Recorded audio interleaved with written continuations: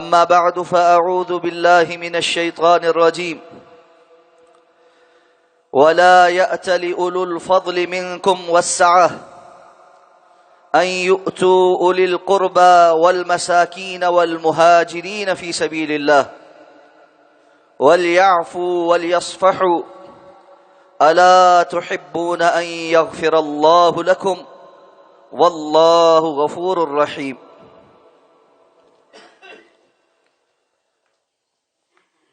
رمضان المبارک سے قبل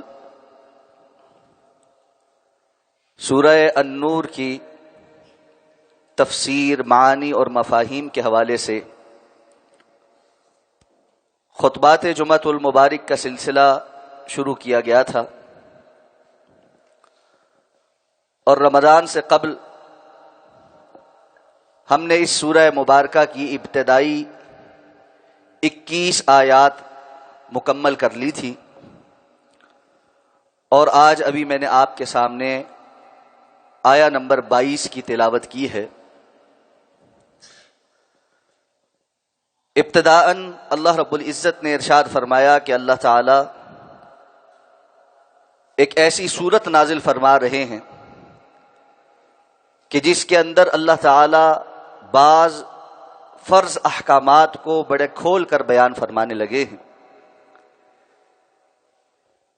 منافقین کا کردار بیان ہوا، اور کس طرح سے انہوں نے رسول اللہ صلی اللہ علیہ وسلم کی ذات اقدس کو اور آپ کے خانوادے کو ٹارگٹ کیا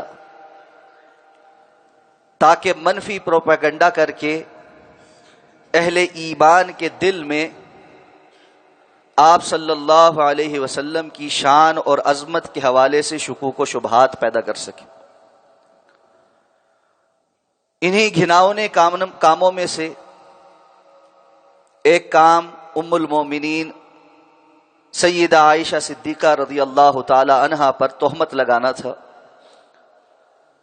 تفصیل کے ساتھ ہم وہ واقعہ گزشتہ خطبات میں جان چکے ہیں، اور پھر اللہ رب العزت نے سیدہ کی براءت میں قرآن مجید کی یہ آیات نازل فرمائیں، اور پھر حد قذف کا حکم، تہمت لگانے والا اگر 4 گواہ نہ لے کر آ سکے تو اس کی کیا سزا ہوگی، وہ آیات بھی اسی سورہ مبارکہ کے اندر نازل ہوئیں۔ اور گزشتہ آیات میں ارشاد فرمایا کہ وہ لوگ جو اہل ایمان کے اندر برائی اور فحاشی کو عام کرنا چاہتے ہیں ان کے لیے دردناک عذاب ہے، اور اللہ تعالیٰ نے ان کو دنیا اور آخرت میں ذلیل اور رسوا کر دینا ہے۔ اور اسی طرح فرمایا کہ اللہ کا اگر فضل نہ ہوتا تو تم میں سے کوئی بھی پاکیزگی اختیار نہ کر سکتا، اس لیے جو لوگ تہمت لگانے کے جرم سے بچ گئے ہیں ان کو بھی یہ سمجھنا چاہیے کہ یہ اللہ کا فضل اور احسان ہی ہو گیا کہ وہ اس معاملے میں ملوث نہیں ہوئے۔ اگر اللہ کا فضل نہ ہو تو انسان نہ کوئی نیکی کر سکتا ہے اور نہ کسی برائی سے بچ سکتا۔ اس لیے جس کو اللہ نے نیکی کی توفیق دی ہو، برائی سے اجتناب کا موقع عطا فرما دیا ہو، اسے زیادہ اللہ کا شکر ادا کرنا چاہیے کہ اللہ نے اس پر یہ فضل فرما دیا۔ اور فرمایا ایمان والو، تم شیطان کے نقش قدم پر نہ چلنا، اس لیے کہ اس کا تو کام ہی یہ ہے کہ وہ برائی کا اور فحاشی کے کاموں کا حکم دیتا ہے۔ اور ساتھ فرمایا اگر اللہ رب العزت کا فضل و احسان نہ ہوتا اور اس کی رحمت شامل حال نہ ہوتی تو تم سب اس کے اس پھندے میں پھنس کر پاکیزگی کے رستے سے ہٹ جاتے، لیکن یہ اللہ کی ذات ہے۔ وَلَٰكِنَّ اللَّهَ مَا زَكَىٰ مِنكُم مِّنْ أَحَدٍ أَبَدًا وَلَٰكِنَّ اللَّهَ يُزَكِّي مَن يَشَاءُ۔ تم میں سے کوئی بھی پاک باز نہ رہ پاتا، لیکن یہ اللہ کی ذات ہے، جسے چاہتا ہے پاکیزگی عطا فرماتا۔ اور یہ بات ذہن میں رہنی چاہیے کہ جہاں جہاں قرآن مجید میں یہ بات فرمائی گئی ہے کہ اللہ جسے چاہتا ہے پاکیزگی عطا فرماتا ہے، جسے چاہتا ہے ہدایت عطا فرماتا ہے، اس میں شیطان یہ وسوسہ ڈالتا ہے، اس کا مطلب ہے کہ جو غیر پاکیزہ اعمال کا ارتکاب کر رہا ہے یا گمراہی کے رستے پر ہے، اس کو گمراہ بھی اللہ نے کیا ہوا ہے اور اس کے لیے برائی کے رستے بھی اللہ نے کھول رکھے۔ ایسا نہیں، اللہ جسے چاہتے ہیں ہدایت عطا فرماتے ہیں، یہ اللہ کا اختیار ہے، اور اللہ رب العزت یہ اختیار میرٹ کی بنیاد پر لوگوں کے اندر تقسیم کرتے ہیں۔ اور رسول اللہ صلی اللہ علیہ وسلم کی حدیث کے مطابق ہدایت، خیر، نیکی، تقوی، پرہیزگاری، پاکیزگی، یہ وہ چیزیں ہیں جو اللہ کے ہاں بڑی قیمتی ہیں، اور اللہ یہ انہی کے لیے پسند کرتا ہے جو خود اپنے لیے بھی اس کو پسند کرتے ہیں۔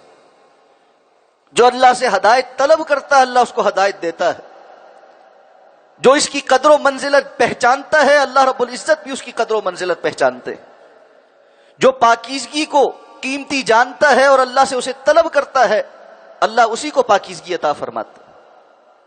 جس کے نزدیک حیوانوں والی زندگی اور مومنوں والی زندگی میں کوئی فرق ہی نہیں، اور وہ اس کی قدر و منزلت ہی نہیں پہچانتا، اللہ رب العزت بھی اس کو پھر اتنی قیمتی چیز عطا نہیں فرماتے۔ اس لیے اللہ سے یہ خیر کی باتیں طلب کرنی پڑتی۔ اب اسی ضمن میں ایک اور بڑا اہم حکم اس آیہ مبارکہ میں دیا گیا ہے جو میں نے آپ کے سامنے تلاوت کی ہے، سورہ النور 18واں پارہ آیت نمبر 22۔ فرمایا وَلَا يَأْتَلِ أُولُو الْفَضْلِ مِنْكُمْ وَالسَّعَةِ، تم میں سے جن لوگوں کو اللہ نے دنیاوی اعتبار سے فضیلت دے رکھی ہے اور وسعت دے رکھی، یعنی مقام مرتبہ بھی دے رکھا ہے اور مالی طور پر بھی مستحکم کر رکھا ہے، وَلَا يَأْتَلْ، ان کو نہیں چاہیے کہ وہ قسمیں اٹھائیں۔ کس بات کی؟ أَن يُؤْتُوا أُولِي الْقُرْبَى وَالْمَسَاكِينَ وَالْمُهَاجِرِينَ فِي سَبِيلِ اللَّهِ، کہ وہ نہیں دیں گے قرابت داروں کو، مسکینوں کو اور اللہ کے رستے میں ہجرت کرنے والوں کو۔ وَلْيَعْفُوا وَلْيَصْفَحُوا، انہیں چاہیے کہ وہ درگزر کر دیں اور صلح کر لیں۔ أَلَا تُحِبُّونَ أَن يَغْفِرَ اللَّهُ لَكُمْ، کیا تم یہ پسند نہیں کرتے کہ اللہ بھی تمہیں بخش دے؟ اور ساتھ فرمایا وَاللَّهُ غَفُورٌ رَحِيمٌ، اور اللہ تو بہت زیادہ بخشنے والا، بار بار رحم فرمانے والا۔ اس آیہ مبارکہ کا سیاق و سباق یہ ہے کہ مصطح بن اثاثہ ان لوگوں میں سے تھے جو مومن تھے، پکے مسلمان تھے، لیکن منافقین کے پروپیگنڈے کا شکار ہو گئے، اور بعد میں حد قذف جن لوگوں پر جاری ہوئی ان میں سے ایک مصطح بن اثاثہ بھی تھے۔ یہ رسول اللہ صلی اللہ علیہ وسلم کی خالہ زاد بہن کے بیٹے تھے۔ یہ واقعہ میں نے تفصیل سے حضرت عائشہ صدیقہ رضی اللہ تعالیٰ عنہ کی جو روایت ہے تہمت لگنے کے واقعے میں وہاں بیان بھی کیا تھا۔ یہ مصطح بن اثاثہ حضرت ابوبکر صدیق رضی اللہ تعالیٰ عنہ کے قریبی رشتہ دار بھی ہیں، غریب بھی ہیں۔ ان کی والدہ یعنی حضرت ابوبکر کی خالہ زاد بہن حضرت عائشہ صدیقہ رضی اللہ تعالی عنہا کی خدمت بھی کرتی تھی۔ حضرت ابوبکر صدیق نے یہ تہمت لگنے والے واقعے سے قبل مصطح بن اثاثہ کی ایک وظیفہ مقرر کر رکھا تھا کہ یہ میرے غریب رشتہ دار ہیں، تو ہر ماہ وہ ان کو مالی طور پر سپورٹ کرتے تھے۔ اب جب یہ اس قدر بڑا واقعہ ہوا تو انسانی فطرت غالب آئی کہ اور تو منافقین نے جو کردار سر انجام دیا وہ دیا، ایک پکا مسلمان ہونے کے باوجود قرابت داری کا خیال بھی مستہ نے نہیں کیا. اور پھر قرابت داری بھی صرف قرابت داری نہیں، ایسا قریبی رشتہ دار جس کے گھر کے جملہ اخراجات بھی حضرت ابوبکر صدیق رضی اللہ تعالیٰ عنہ برداشت کرتے ہیں، اس نے اس کا بھی خیال نہیں کیا. جس طرح ہم اردو میں کہتے ہیں اس نے حق نمک بھی ادا نہیں کیا، کہ کم از کم بندہ اس بات کا خیال کرتا ہے کہ جس کے گھر کا نمک کھاتا ہوں اس کے ساتھ غداری نہیں کروں، اس کا بھی خیال نہیں کیا. تو ابوبکر صدیق رضی اللہ تعالیٰ عنہ نے قسم اٹھا لی کہ آئندہ میں مستہ بن اساسہ کو کچھ نہیں دوں. اللہ رب العزت کو حضرت ابوبکر صدیق رضی اللہ تعالیٰ عنہ کی یہ قسم پسند نہیں آئی. اس آیہ مبارکہ میں اس جانب توجہ دلائی گئی کہ تم میں سے جن کو فضیلت دی گئی ہے اور جن کو وسعت دی گئی ان کی شان کے لائق نہیں ہے کہ وہ اس قسم کی قسمیں اٹھائیں کہ آئندہ وہ اپنے قریبی رشتہ داروں کو، مسکینوں کو اور اللہ کے راستے میں ہجرت کرنے والوں کو کچھ نہیں عطا کرے. اب یہاں ایک لمحے کے لیے رک کر دیکھیے کہ جن پر تہمت لگائی جا رہی ہے وہ مومنوں کی ماں ہیں، رسول اللہ صلی اللہ علیہ وسلم کی زوجہ محترمہ، جن کے باپ کے اہل اسلام پر بڑے احسانات ہیں، اور ایسے احسان ہیں کہ خود رسول اللہ صلی اللہ علیہ وسلم فرماتے ہیں کہ میں نے ہر کسی کے احسان کا بدلہ چکا دیا ہے، ابو بکر کے احسانات کا بدلہ اللہ ہی عطا فرمائے. جو رسول اللہ صلی اللہ علیہ وسلم کے سفر ہجرت کے ساتھی، جن کے متعلق قرآن مجید میں اذ ہما فی الغار اذ یقول لصاحبہ، آپ صلی اللہ علیہ وسلم کی صحابی ہونے کا جو سرٹیفکیٹ ہے اللہ نے قرآن میں نازل فرمایا. اتنی عظیم ہستی کی بیٹی پر تہمت، اس سارے معاملے کو اگر انسانی فطرت کی بنیاد پر دیکھا جائے یا انسانی جذبات پر پرکھا جائے تو بندہ کہتا ہے حضرت ابوبکر صدیق نے بالکل ٹھیک کیا. اتنے احسان فراموش اور اتنے عظیم خانوادے کے اوپر گفتگو کرنے والے کے ساتھ اس سے بھی برا ہونا چاہیے. لیکن رب کائنات کا نظام اس سے بہت اونچے معیار کے اوپر قائم. وہ ذاتی رنجشوں کو پالنے، دل کے اندر بغض اور حسد چھپا کر رکھنے، دوسروں کی غلطیوں کو اپنے دل کے اندر بٹھا کر کبھی نہ مٹنے دینا، اس قانون کے تحت نہیں چلتا. اللہ کا قانون گناہ کے ثابت ہو جانے، غلطی کے ثابت ہو جانے، اس کی سزا مل جانے کے بعد دل کو صاف کر دینے اور معاف کر دینے کے معاملے کی طرف چلتا. اللہ رب العزت نے جن الفاظ میں حضرت ابوبکر صدیق رضی اللہ تعالی عنہ کو اس جانب توجہ دلائی ہے، امت کے لیے بھی وہ رہنما. اللہ رب العزت نے مستہ بن اساسہ کے 3 خصوصیات یہاں بیان فرمائی. فرماتے ہیں اللہ نے فرمایا ان یؤتوا اولی القربى، مستہ بن اساسہ کا پہلا حق یہ ہے کہ وہ قریبی رشتہ دار ہے. قرابت داری کا حق اللہ نے باقی حقوق سے پہلے بیان کیا ہے. میں چاہتا ہوں آپ تھوڑی سی توجہ یہاں پر کریں. اللہ نے مستہ بن اساسہ کے جو فضائل یا جو اس کی صفات یہاں بیان کی ہیں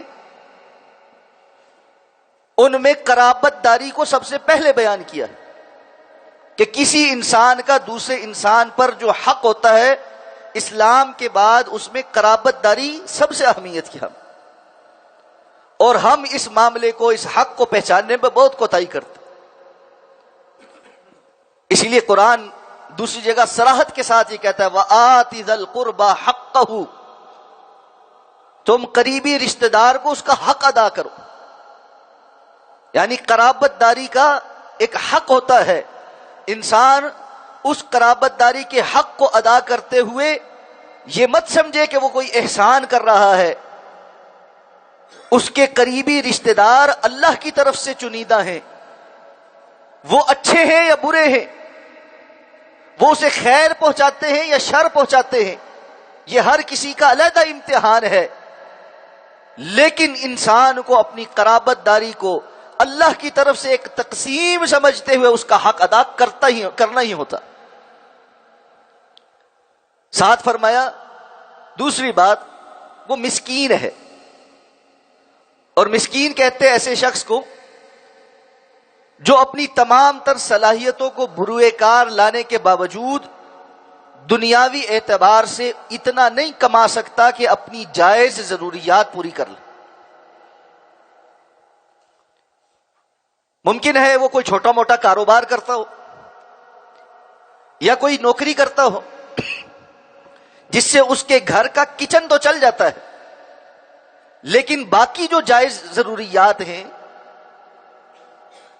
علاج معالجے کے معاملے ہیں، اپنے بچوں کی پڑھائی کے معاملات ہیں، جو جائز خرچے انسان کے ہوتے ہیں، اگر وہ اس کے ذمے آ جائیں تو وہ ان کو پورا نہیں کر پاتا.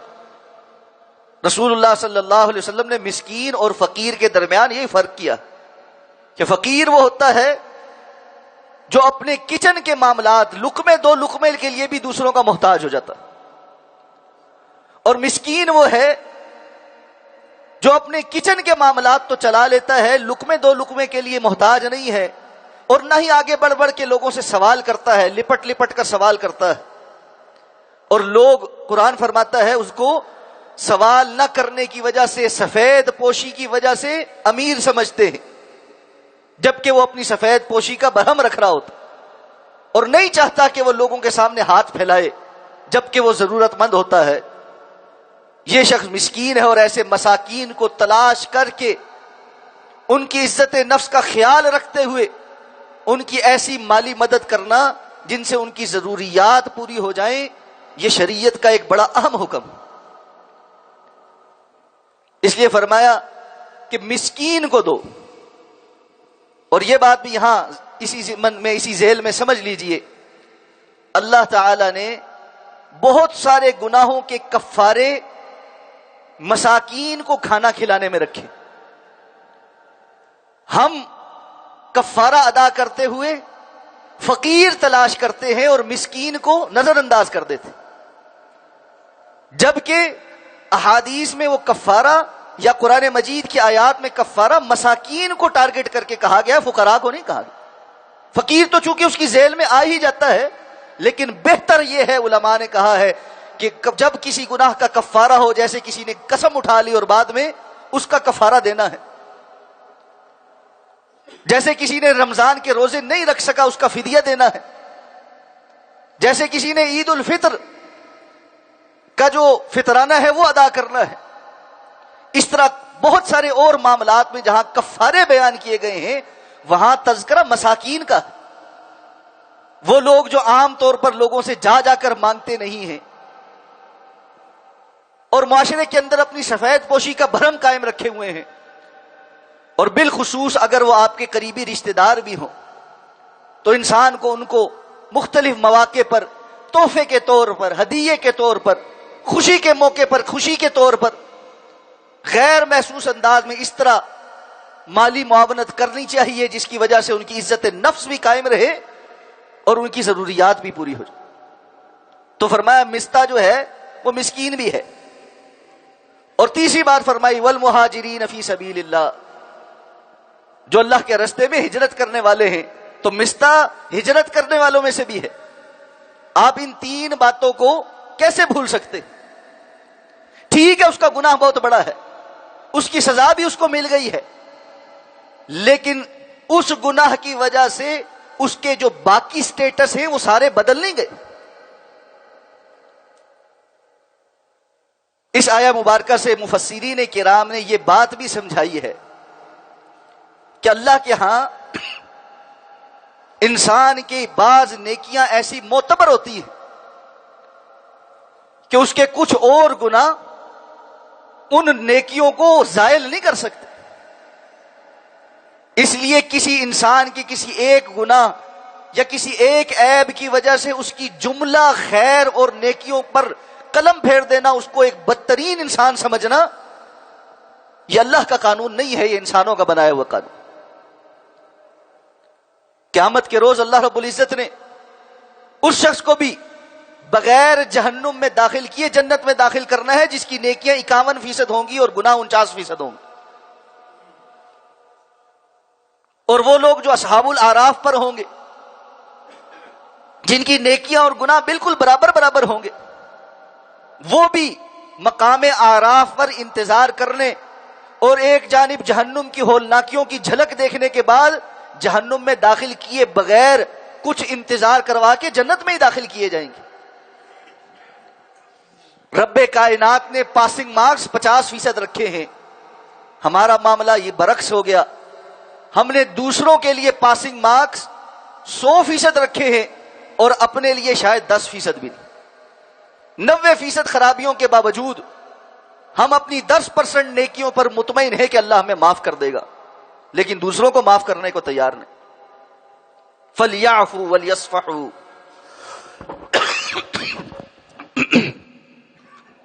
لوگوں کی جو جملہ خیر ہے، ان کا آپ پر جو حق ہے، اس کے نتیجے میں حکم یہ ہے کہ معاف کر دو اور صلح کر لو. معاف کر دو اور صلح کر. فَلْيَعْفُوا کا لفظ اللہ نے استعمال کیا. معافی کے لیے عربی زبان میں بہت سارے لفظ آتے، لیکن عفا یعفو، عفو جب ہم اللہ سے مانگتے ہیں نا اللہ تعالیٰ ہمارے گناہوں کو معاف فرما دے، یہ عفو کا جو لفظ ہے اس کا معنی ہوتا ہے بالکل اس چیز کا اثر مٹا دینا.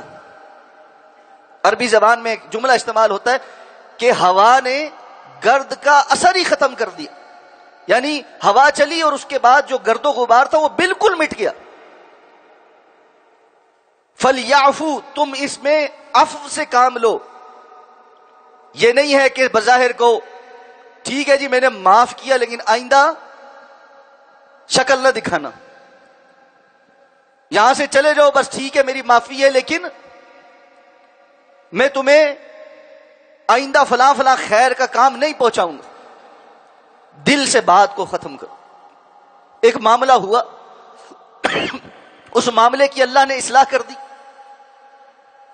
اس معاملے کے اندر ملوث لوگوں کو سزا مل گئی، اور رسول اللہ صلی اللہ علیہ وسلم کے فرمان کے مطابق جس انسان کو اپنے کسی دنیاوی جرم کی سزا دنیا میں مل گئی اس کو قیامت کے دن سزا نہیں ملے گی، کیونکہ دنیا میں اس کو سزا مل گئی.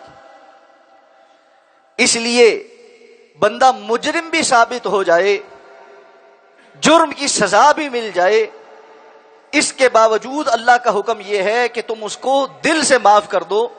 کجا یہ کہ کوئی انسان صرف ملزم ہو، اس پر کسی نے الزام لگایا، ثابت نہیں ہوا، لیکن ہم ساری زندگی اس کے ساتھ قطع تعلق کر کے بیٹھ جائیں. کتنے گھرانے ہیں آپس میں کچھ رنجشوں کو ایسے پال کر بیٹھے ہیں کہ سلام دعا سے چلے گئے. رسول اللہ صلی اللہ علیہ وسلم کا فرمان کہ 3 دن سے زائد کسی سے قطع تعلقی کرنا جائز نہیں ہے. قطع تعلقی کا معنی یہ ہوتا ہے کہ آپ اس کو سامنے آنے پر سلام بھی نہ کریں، اس کے سلام کا جواب بھی نہ دیں، اور ہر قسم کے معاملے کو اس سے موقوف کر دیں. یہ 3 دن تک تو ہو سکتا ہے کہ انسان کے جذبات ہوتے ہیں. شریعت اسلامیہ نے بندہ مومن کے جذبات کا احترام 3 دن تک کیا ہے. اسی لیے قریبی رشتہ دار کے فوت ہونے پر 3 دن شوق کرنے کی اجازت دی گئی ہے کہ بندہ اپنے معمولات کو چھوڑ کر دل کی اس کیفیت کو سنبھالنے کے لیے علیحدہ سے ہو کر بیٹھ جائے، لوگ اس کے پاس آئیں، تعزیت کریں، ایک دوسرے کے ساتھ اظہار ہمدردی کریں، ٹھیک ہے. لیکن 3 دن سے زائد اب وہ سوگ کو کنٹینیو کرتا رہے، سوائے بیوہ کے لیے 4 ماہ 10 دن جو عدت کے ہیں، باقی کسی کو 3 دن سے زائد سوگ منانے کی اجازت نہیں گئی۔ 40ویں پر بھی سوگ چل رہا ہے، پھر برسی پر بھی ہر سال سوگ چل رہا ہے، اس کی اسلام نے اجازت نہیں تھی۔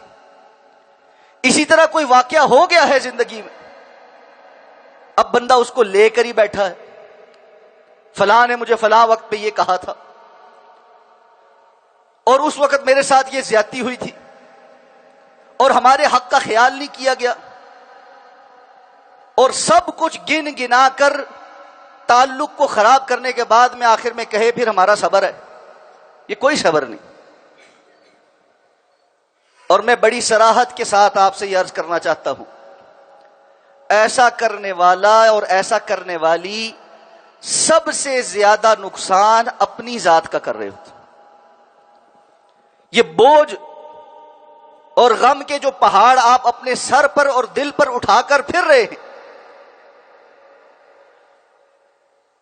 یہ بوجھ آپ کے اوپر ہی ہے، کسی اور کے اوپر نہیں۔ جس قدر جلدی اللہ کی رضا میں راضی ہو کر اس کو اپنے سر اور دماغ سے اور دل سے اتار پھینکیں گے، اتنے ہلکے پھلکے ہو جائے۔ اور اگر بات پھر بھی سمجھ نہ آتی ہو تو اللہ نے فرمایا الا تحبون ان یغفر اللہ لکم، کیا تمہیں یہ پسند نہیں ہے کہ اللہ تمہاری بخشش فرما دے؟ باوجود اس کے کہ تم بھی اللہ کے بہت سارے حق غصب کر دیتے ہو، تم بھی اللہ رب العزت کے عبادت میں ویسا وقت نہیں لگاتے جیسا اس کا حق ہے، اطاعت اور فرما برداری ویسے نہیں کرتے جیسے اس کا حق ہے، سب کچھ اس کا کھا کر پہن کر لے کر ایک ایک نعمت اس کی انجوائے کرنے کے باوجود غافل ہوتے ہو، تو اس سے بہت زیادہ غافل ہو جاتے ہو۔ پھر بھی آ کر یہ سمجھتے ہو کہ ہم ایک مرتبہ کہیں گے یا رب میرے پچھلے معاف کر دے، اور اس امید پر ہوتے ہو کہ وہ معاف کر دے گا، اور وہ یقیناً معاف کر دیتا ہے۔ واللہ غفور الرحیم، اللہ ہی ہے جو بہت زیادہ بخشنے والا، بار بار رحم کرنے والا ہے۔ تو تمہیں چاہیے جب اللہ کی مخلوق تمہارے سامنے آ جائے اور وہ تم سے معافی مانگے تو تم بھی ان کو معاف کر دیا کرو، دلوں کو صاف کر لیا کرو۔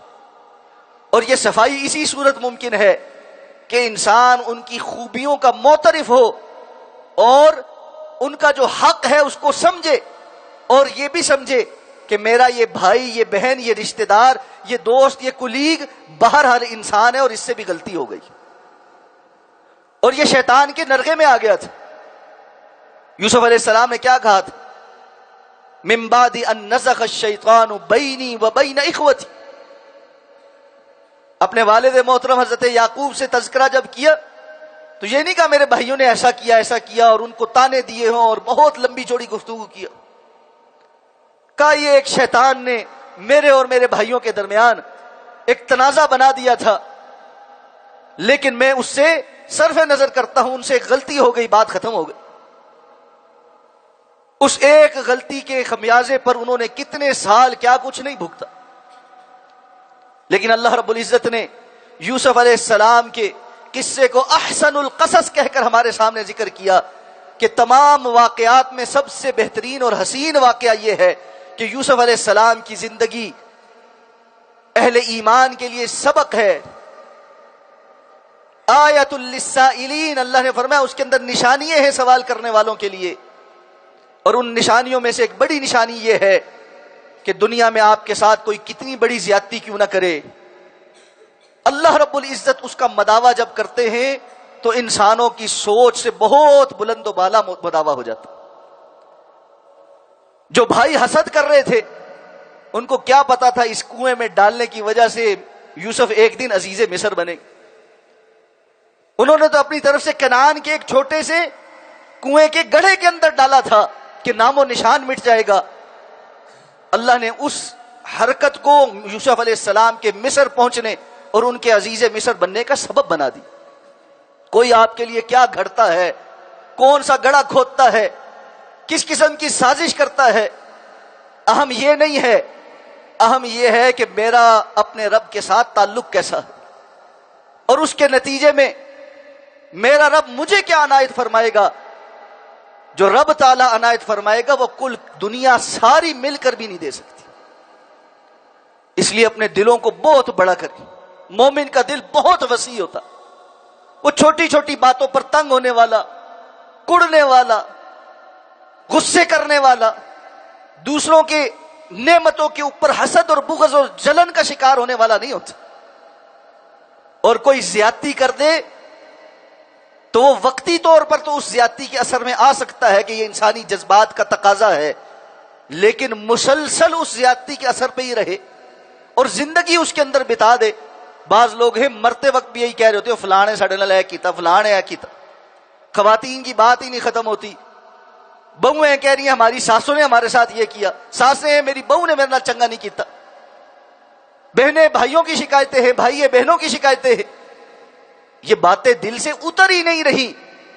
شیطان کے ایک ایسے گرداب کے اندر ہم پھنسے ہوئے ہیں جس نے ہماری اپنی زندگی کو اجیرن بنا دیا.